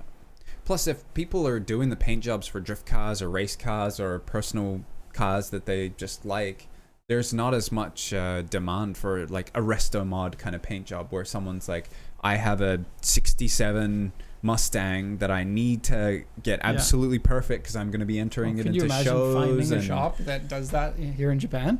Even the shops that paint the classic cars here do a bad job. Yeah. The amount of Hakoskas that I've seen with terrible paint on them, it's just like, what are you guys doing? The paint job gets done, the clear coat gets done, and no wet sanding happens after that. They just leave it as is. Yeah. It's like, blah. And the paint, I've not seen a truly proper paint booth here. Right. A lot of people will paint just out in the open. Yeah. Or outside. Or they have some curtains in part of their warehouse underneath that they... a tree, a shade tree. Yeah. Right. The curtains are pretty common here, right? Yeah. Shh, shh, shh. Yeah. Shh. We're done. Yeah. You want your car repainted? We'll have it done in the week. And you're like, wait, what? I like quick service, but I'll sometimes have it done in 2.5 days. Yeah. Gregor was asking, do insurance companies just scrap new cars when they require paint? I think often. Yeah, it depends. Like, obviously, if the cost of repair is more than the car's worth, then they'll just scrap it. And when buying a replacement car is so much cheaper here. Oh, and as a result, frame pullers almost don't exist here. It's very hard to find a shop that can actually do proper frame pulling because most shops want to cut and weld in the replacement part instead. And so when we had this is telling a little bit of a secret, but when our Miata crashed,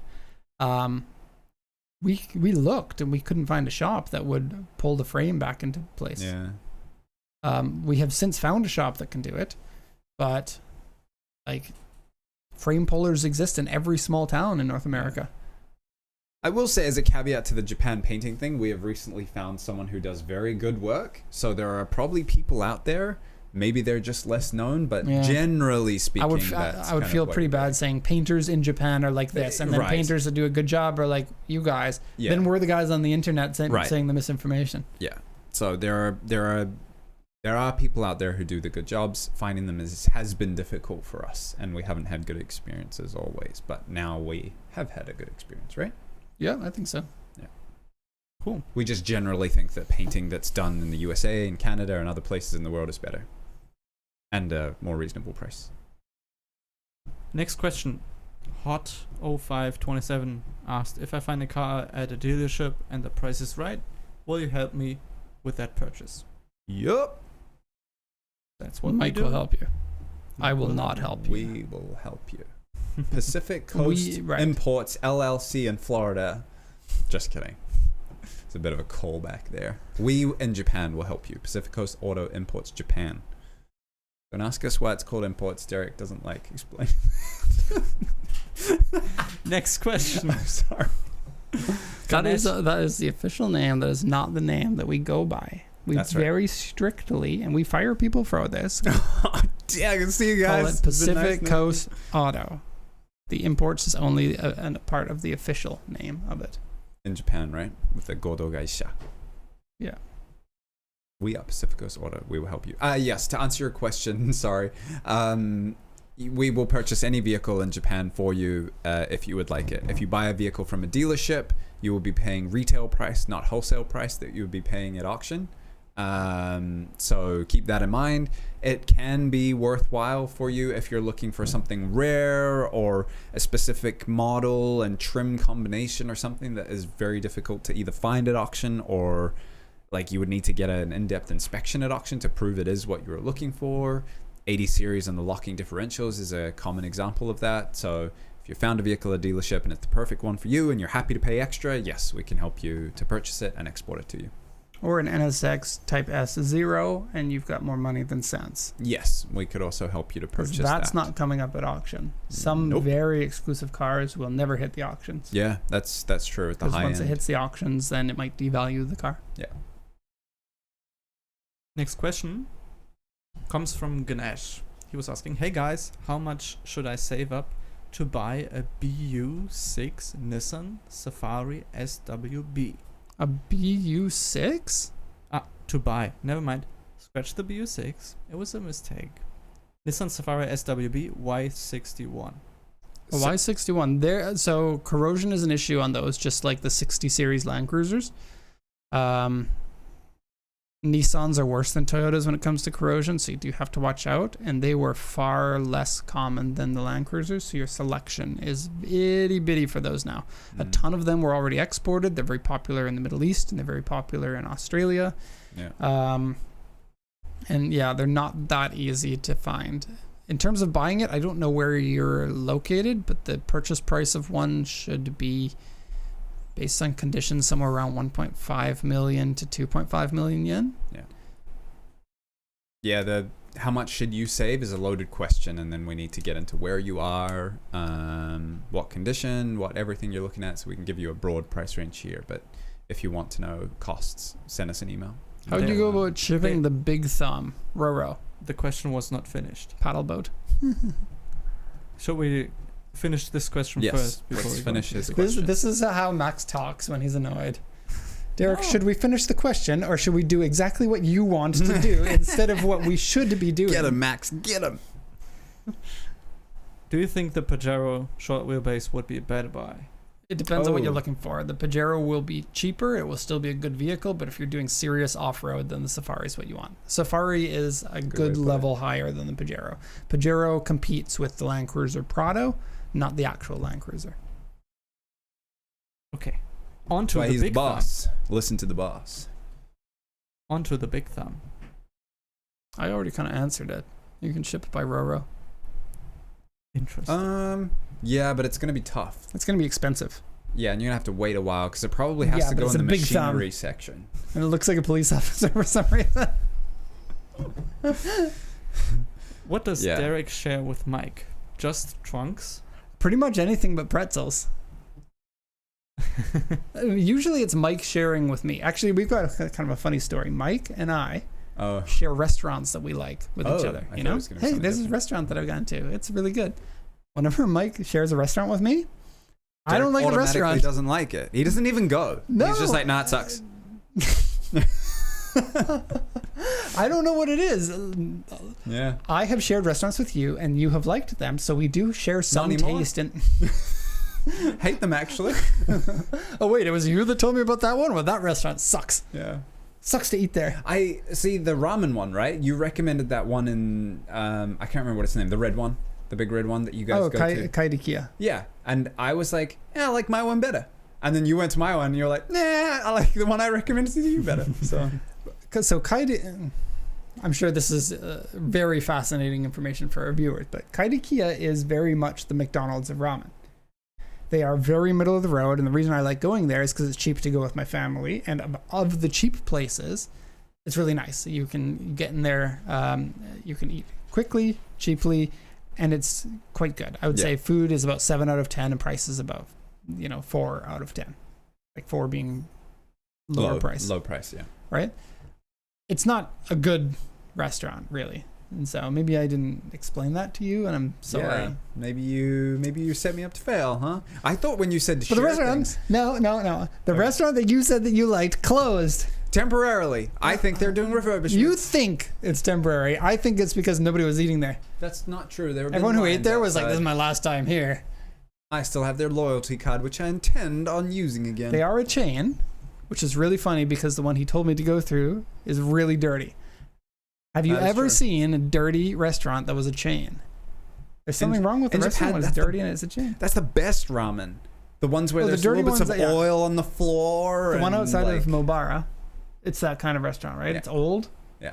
And in like a gross area, but it's good. Yeah. Yeah. And we agree on that, right? Yeah. Yeah. But I we was- also I was went just there gonna give together that- for the first time. It's not Yeah. you telling me. Because as soon as you tell me, I'm like, Yeah, like, nah. If I wasn't there at the first time, I don't like it. I thought when you were talking about sharing, you were going to talk about the coffee maker. And I was like, uh-oh. I gave Derek's coffee machine broke. So he I gave me $100+ coffee maker, which for was free. which was very, very nice because he doesn't drink coffee. It was Is an that old $100? ex-girlfriend's coffee maker that was just sitting around for a year or something, Yeah, right? yeah. Brought it in, made coffee with it, enjoyed it. It was good. Next day, go to make a coffee, and the coffee maker's broken. So there's something with me and breaking coffee makers. I tried. And tried I to was gain- like, this is totally not your fault. Totally. Mike, listen to me. This is not your fault. Okay? The coffee maker's broken. And he was like, no, why? I'm so hurt. Well, it's like, hey, would you like trash? And you're like, yes, please.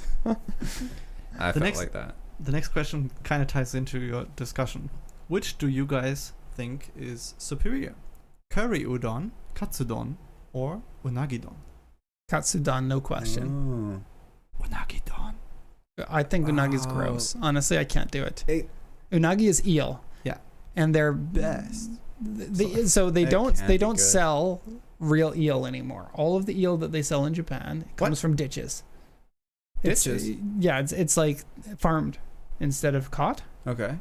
And But- I hear that there's a big difference between real eel and the Oh. farmed eel. So I've never had real Mm. eel. You can get it. It's going to be Yeah, very yeah, pricey though. And I don't like how when you eat the eel, you can tell me if this is the case for you or not. when you eat the eel, you eat the bones. Yeah. Like the tons bones of are little inside bones. the eel, and you chew the bones until they're It depends on done, the, and then you swallow it. depends on the restaurant. Some like most of the ones I ate, they didn't have any bones. I have never eaten eel that didn't have bones. I think I've had But I both. only eat at restaurants that Mike recommends me. So, No, I've never recommended you an eel restaurant, and I like eel. I have liked eel. I've okay, had so both. which one of those three is best for you? What was the curry? Katsudon, curry udon? curry udon. What's curry udon? Oh, curry udon. No, yeah, katsudon, especially with the egg. Tonkatsu is so good. I will Yeah. say though, I am trying to not eat meat, and curry udon currently is one of my favorite dishes. Oh, Flavor-wise, vegetarian. Flavor-wise, Unagidon is a bit better though. I always find curry udon to be way too salty for me. The Greg said sounds like a good way to mess up your teeth. The bones are very tiny and fragile. Yeah, very easy So, to bite through them, but it's yeah. still like they'll be pointing in different directions in your Yeah. mouth, and it's an odd texture. Yeah, texture is weird. It's a texture thing more than anything. And you get spiked every now and then. That was the Right. bad one I had, but I had a good one which I didn't notice any bones, and I was like, "Whoa, I I've like had some eel." with more and less bones, but I've never had one without any. Mm. Interesting. I think I went to a specific unagi restaurant. Like that's all they served, and it was good. And then I was like, "Oh, I like unagi now." And then I went and got it from like maybe it was OK Store or somewhere else, just like a very cheap one. And I was like, "Oh, maybe I was wrong. I don't like unagi." It is a risk, though. I feel the same way with eggplant. Eggplant's a risk. Oh, most I of love the time, eggplant. most of the time, it's no good. It can be cooked weird. Avocado is the same way. A good avocado is just so good, but a Yeah. bad one, and it's a risk you Yeah. have to take. Imagine getting a pre-purchase inspection on your avocado. How to would see you if do it's that? actually ripe? You know what they should do? They should sell avocados cut in half. But then that would ruin the avocado market, right? Because I think that they rely on selling bad avocados because avocados are difficult to grow Here, let and me get you a expensive. tinfoil hat. No, this is a hot take on avocados. I've got all of these hot takes today. Don't drop it, because this is our play button. I'm not really in control of this. I'll sit still, but if it drops, it's your fault. Okay, keep it on for the rest of the show. Have you guys so had hot any take? No, I'm not done about Okay. avocados. Yep. I want to be more animated than this, but the That was play very button is steady of you. Yeah, I have a steady head. Yeah. It was a little bit of a miniature flex, wasn't it? Yeah. Yeah. Like, if every single avocado you ever bought was a good one, how much money would you save? Yeah. I've bought tons of crap avocados. I didn't swear. That sucks. Crap's not a swear word. Yeah, but you were thinking about something I else, like Yeah. poo avocados.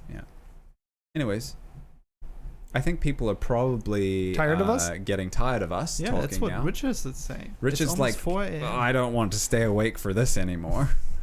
Sorry, Richard. We usually don't go that off topic, but we missed everyone. It's been a week away, so We just didn't even wanted to say hang goodbye, out. and Richard's like, "See you all next week." Yeah.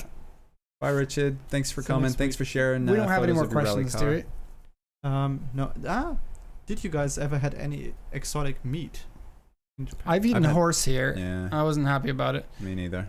Somebody bought it for me while I was out, and I felt it would be rude to turn it down. And there's no way I would have eaten meat, Yeah. horse meat. Same thing happened to us. First time we were here on holiday, we were with people that we didn't know, and then they were like, "We're just gonna take you to this place and order things," and we were like, "What a great experience! Locals taking us out to eat and feeding us stuff." And then they were like, "Try this," and we all tried it, and they're like, "That's horse," and I was like, "Well, I would have liked to have known that before I put it in my mouth." I did know it beforehand, but again, I felt like in that position, there's a lot of like, Yeah. you don't want to be the guy who is like, "Thank you for buying stuff for me, but I will turn that down." Yeah, Yeah. I ate it. I didn't like it. Was horse meat, it's but I couldn't raw. get over the they serve it raw here, which is couldn't get over the odd. fact that I was eating a horsey. yeah. There are animals that I do not wish to eat, and a horse is one of them. I ate pufferfish, and it was. And you didn't die. Fugu. I'm still here. Yeah. I've also had. Why did you fugu. do that? I wouldn't do it.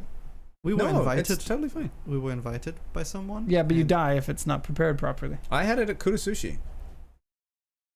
Really? Yeah, blow your That's mind, high- right? that's That is high mind risk. blowing. Yeah, I am a risk High-risk taker. Yeah, it's okay. Did like your tongue and throat feel numb after? Yeah, it gives you a little bit of a weird mouth feel.